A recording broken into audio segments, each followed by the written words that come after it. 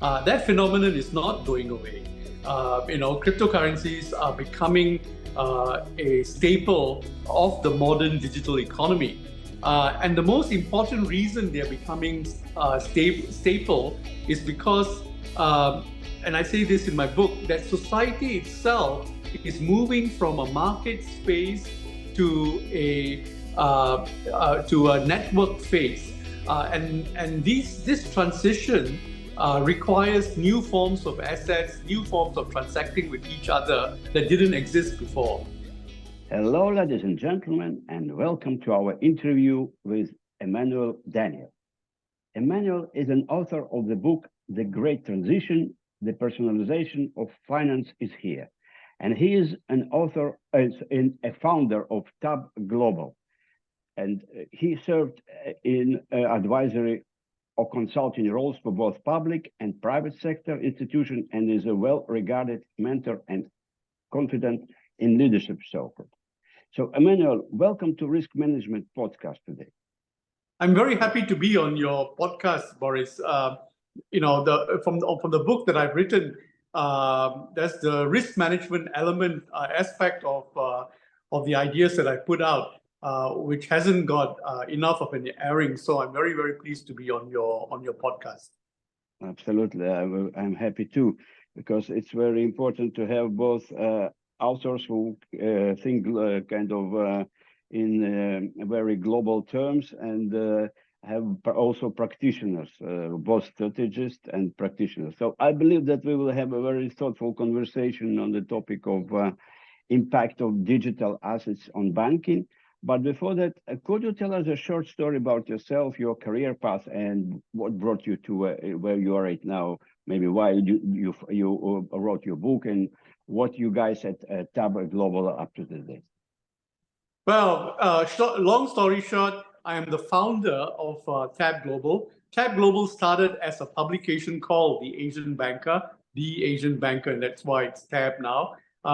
And as a publication platform, I had access to the leadership of the banking industry across the Asia Pacific region. And it was very interesting because I started this in 1996. And over time, I do believe that, both me and the brand, the Asian Banker, is now very well connected in the Asia Pacific region. Out of our offices in Singapore, we covered about 18 countries at first. And then we expanded into Africa and to the Middle East. We have an office in Dubai. We have an office in Beijing, and we have people working for us out of London and San Francisco. So as we became more global, we shortened the name to Tab Global. The upside of having built this business is that it's given me a global perspective of how financial institutions are run, the issues that they face, the things that are common globally, and the things that are unique at a national level. And also in the process of covering banking, and especially because banking, I call it a cathedral industry, in that you enter any country, you need to understand the banking industry, and the banking industry covers society from cradle to grave. It really gave me a very in-depth perspective, as well as very good relationships in the banking circles in many of the leading countries around the world, including the US and Europe. In fact, my book, the foreword, was written by none other than Barney Frank, the congressman who was the co-author of the Dodd-Frank Act. That is, important, that is defining in the banking industry. So that's essentially my pedigree. All right, fantastic. So let's go deep now into our topic.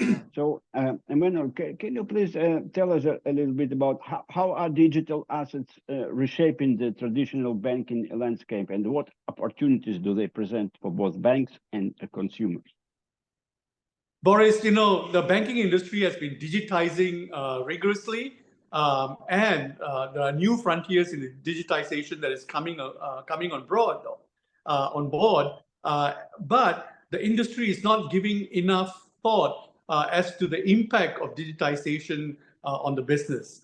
I think that we saw, in the case of the Silicon Valley Bank and Signature Bank's episode last year in the US, that just digitizing the liability side of the business, the deposit account, can result in a bank run that takes place in seconds.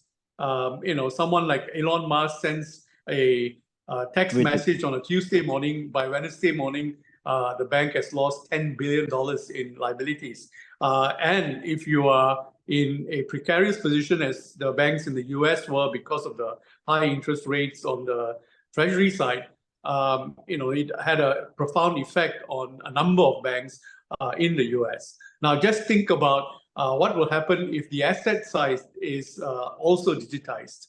And right now, what's happening is the Bank for International Settlements has put in place guidelines and instructions on how banks can tokenize their assets and tokenize their deposit account, and that will create new levels of risks never seen before, and the industry is not thinking very much of how that's going to play out. When we look at, and I say this in my book, when we look at how the banking balance sheet has transitioned, and let's take 1984 when Basel I was promulgated. Basel I was created to deal with actual mortgages that sit on the balance sheet. By the time we went to Basel II, in 1987, there was a minor crisis in the banking industry where banks that were exposed to the stock market started to experience volatility that they couldn't handle. And so by the time Basel II came into play, the regulators had started to ask the banks to consider market risk as one of the pillars of risks that they need to deal with. There's the balance sheet, there's the market risk, and there's the operation risk. And then by the time you reach the crisis of 2008, you're actually looking at very ephemeral assets, treasury bonds, and derivatives and derivatives of derivatives. So if you look at how the industry had evolved from the first Basel I, the first Basel crisis, where the balance sheet carried actual assets on the books. By the time you reach 2008, we're looking at financial institutions that had a bigger trading book than it had a core asset base.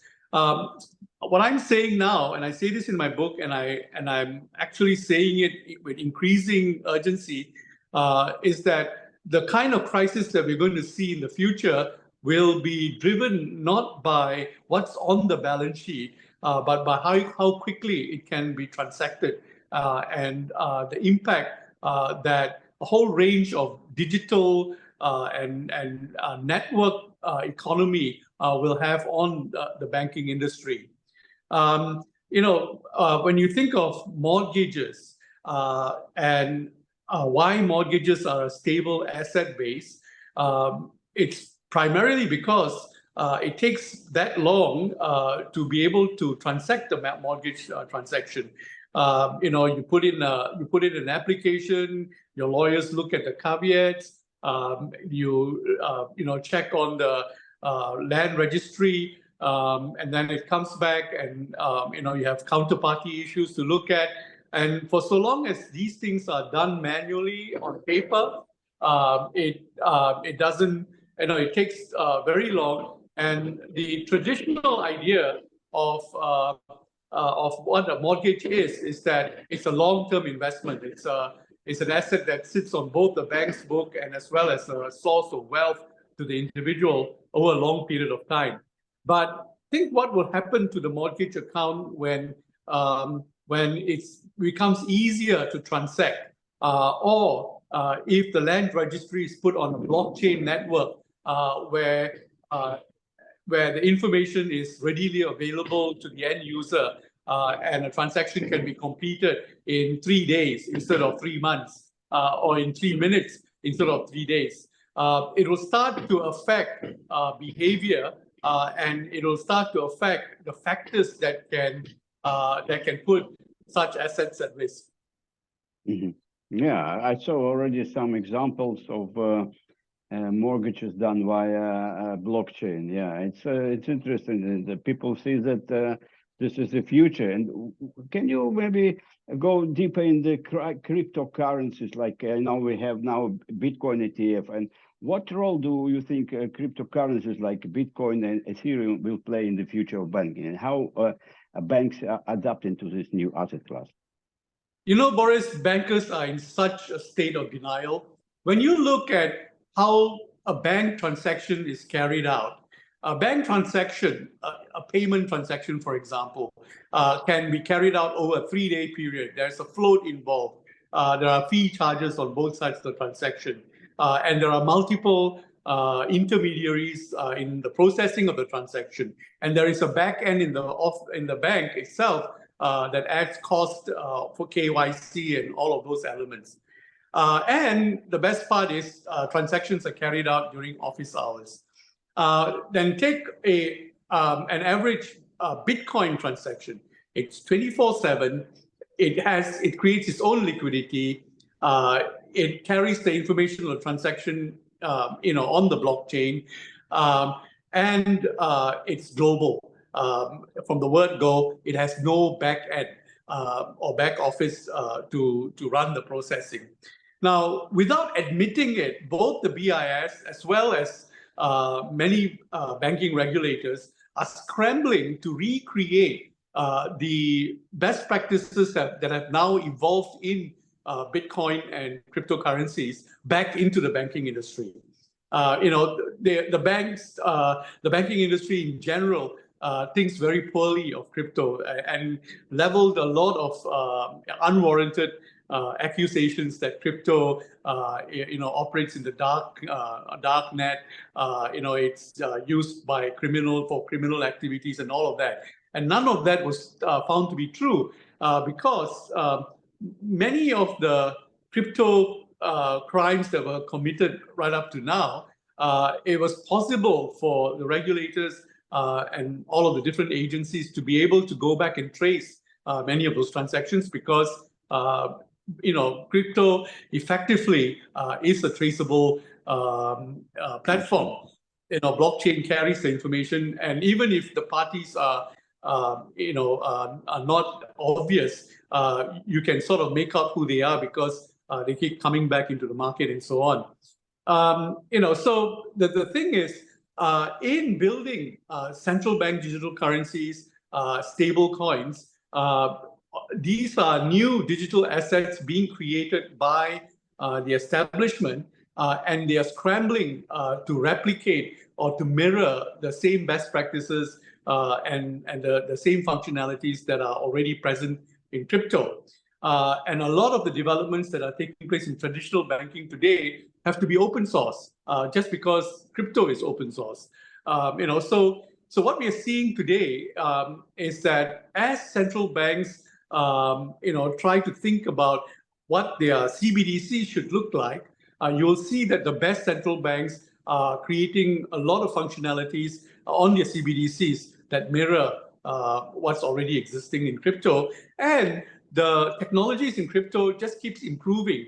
Interoperability, the ability to stake, to lend on the crypto, and to transact assets, real assets like gaming tokens and so on the crypto platform. And whatever that is created by traditional banks that mirror crypto has to have the same functionalities, the same features. And so what's happening today is that traditional banking is now on notice that it's got to ramp up its infrastructure to meet the same standards that crypto already has. Yeah, some people very kind of against this trend of CBDC and central bank currencies because they think that they will be people will be fully controlled by banks, can trace everything and can regulate whatever people can spend, whatever they cannot spend, and what they can spend. And what do you have an opinion? What do you think about this? Oh, actually, the BIS has changed its tone. It started by encouraging banks to issue retail CBDCs. The current BIS position is that it is not advisable to issue retail CBDCs, but to issue wholesale CBDCs. And wholesale CBDCs essentially is to reinforce the role of the central bank as the lender of last resort. So the only institutions that have access to wholesale CBDCs are the banks themselves with the central bank and central banks with each other. So there is an effort to try and create a market where central banks can buy wholesale CBDCs from each other. But on the retail front, what BIS is saying today is to encourage banks to tokenize their deposits. In other words, the interesting thing is they're doing everything possible not to call it a stable coin, but a tokenized deposit issued by a traditional bank is a banking industry's version of a stable coin. And then the banks compete not on interest rates that they offer to their customers, but on functionalities that can be carried on their respective tokenized deposit base. And that tokenized deposit base has to be interoperable in a closed ecosystem, in a national banking sector. And then when there's a need to transact cross-border or wholesale, they then defer back or they buy the central bank digital currencies issued by the central banks. Now, even in the US, both the Treasury and the Federal Reserve Banks, the Federal Reserve Bank have issued papers thinking that this form of wholesale CBDC is an easier model to promote because you don't have to go to Congress and ask for for legislation to issue and to release retail CBDCs into the marketplace. And you're right, in countries like the US, in a lot of the Western Hemisphere, the society as a whole is not encouraging retail CBDCs for exactly the reasons that you've mentioned. So I think that over a period of time, the developed economies and the Western economies where personal liberties are very important, they don't stand a chance in hell to issue retail CBDCs. But the central banks in exactly these countries have figured out that if they only focus on the wholesale side, then CBDCs will function as they should. And in a way, it's not wrong for central banks to try and digitize the wholesale side of their balance sheet, because you want to make it easier to use and universal in a sense. And then comes one other level, which is very interesting. That is that the race to be a global currency. And here, today, the dollar is effectively the global currency in operation. And there's a lot of pushback because the US has been, they call it weaponizing the role of the dollar as a global currency by taking a view on countries that they want to block and they want to legislate against, if they do not subscribe to, both Western values or if they get into conflict situations and so on. In fact, it was exactly the Ukraine war that made many countries around the world afraid that the US has all the ability to weaponize access to the dollar if the dollar is the only global trading currency. And what's happening today is many countries in the world are trying to create bilateral or multilateral settlement processes that bypasses the dollar. None of them are effective or stable at the moment. And many of them are based on bilateral arrangements only between countries that have effectively got a sizable trading position with each other. So China and Saudi Arabia, for example, or and mostly it's China with another large country. But the reaction for the US or any country that wants its currency to be effectively the de facto reserve currency of the world is to digitize that. The moment you digitize it, you actually add, a layer of functionalities that can extend its usefulness in the global marketplace for the foreseeable future. So I say this in my book that design in finance is never created out of purpose. It's very often created out of necessity or out of crisis. And so, we can expect that whenever there's a crisis, there's a willingness to push the frontier of any themes in finance. And the theme of reserve currency, digitize it. And I think that the US is very capable of doing that. So it's digitization in several layers, from the retail to the wholesale to the cross-border. But the impact of that is very different, and the mechanics of how that comes about they basically function very differently. All right. So, Emanuel, I would like to ask you a personal point of view. What is the major misconception in this field of digital assets in the banking field that you kind of strongly disagree with? Personal, what is my opinion on? If you see some misconception in this field that you disagree with. Misconceptions that I disagree with. Well, I'm not in a position to disagree with any, conceptions. I mean, there's nothing that I can do about bankers who take the view that that cryptocurrencies are bad and that they need to be regulated and they need to be minimized in their usage, or that the whole phenomenon will go away one day. That phenomenon is not going away. Cryptocurrencies are becoming a staple of the modern digital economy.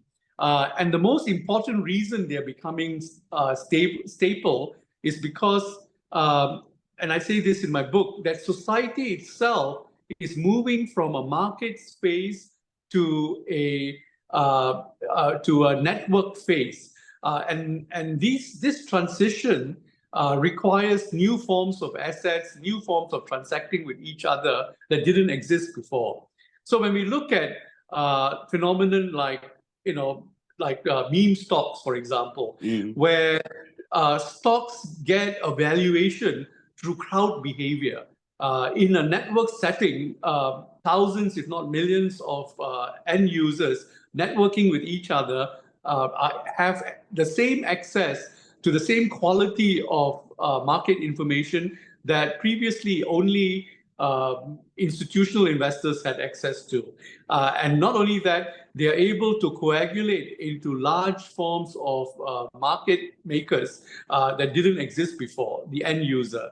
And so there's a pushback on the traditional institutional players, the wholesale players, and the retail players have become as much of the force in directing how markets move.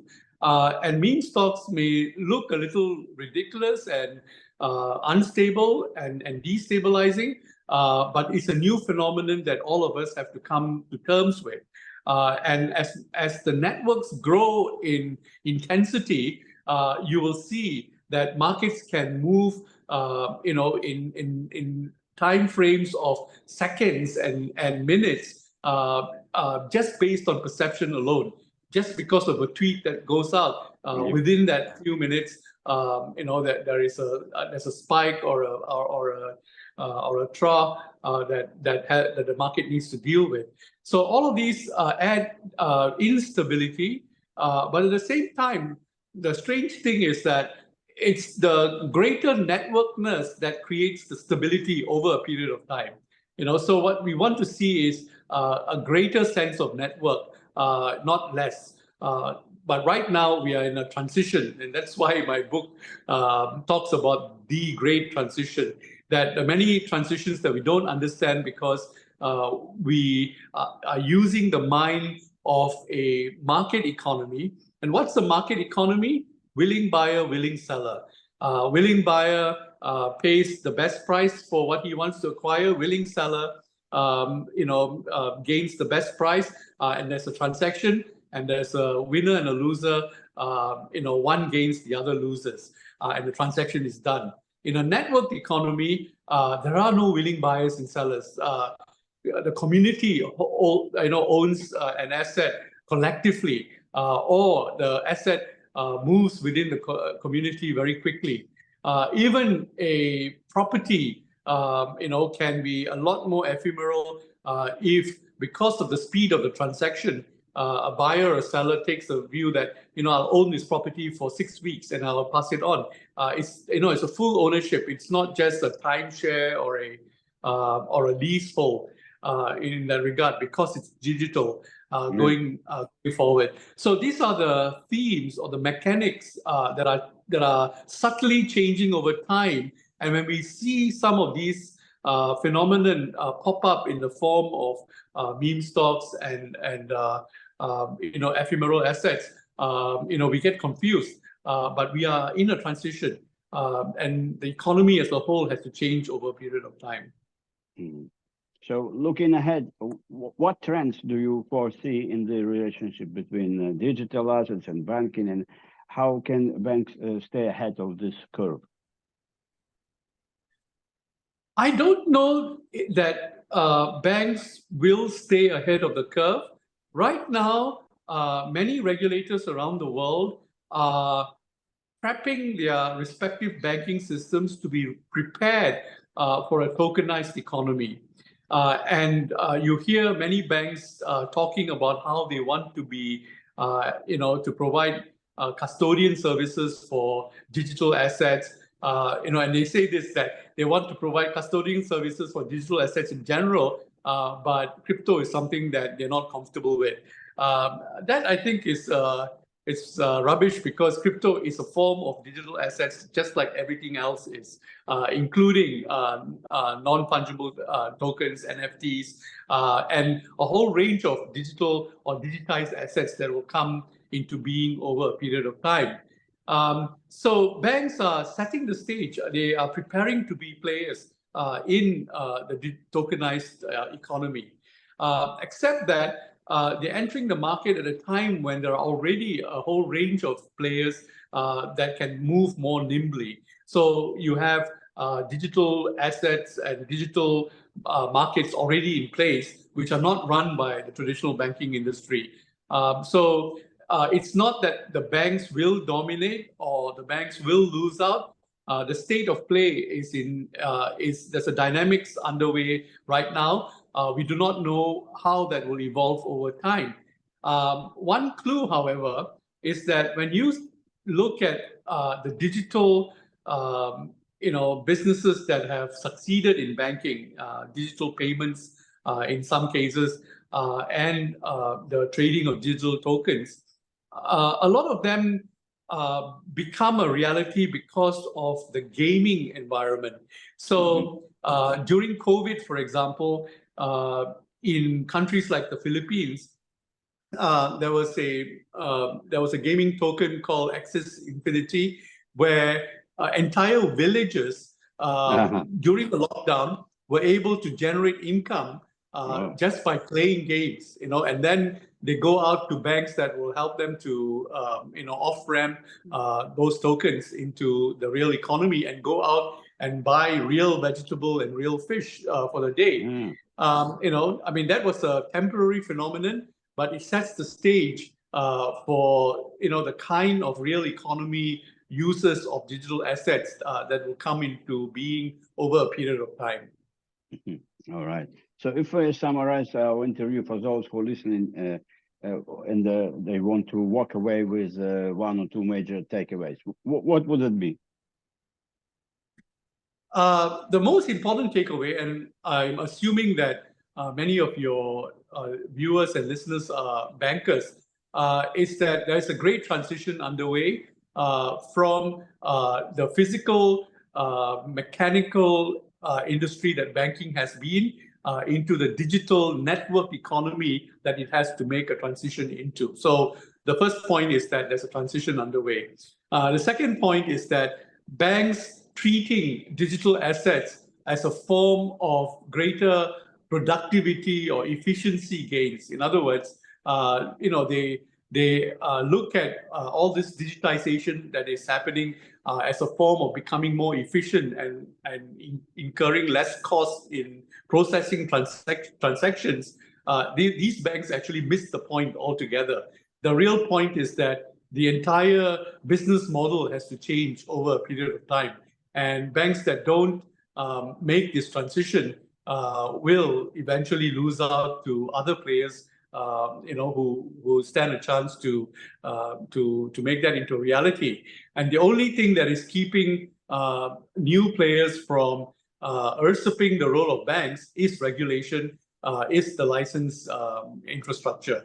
If you take that out, that transition is already well underway.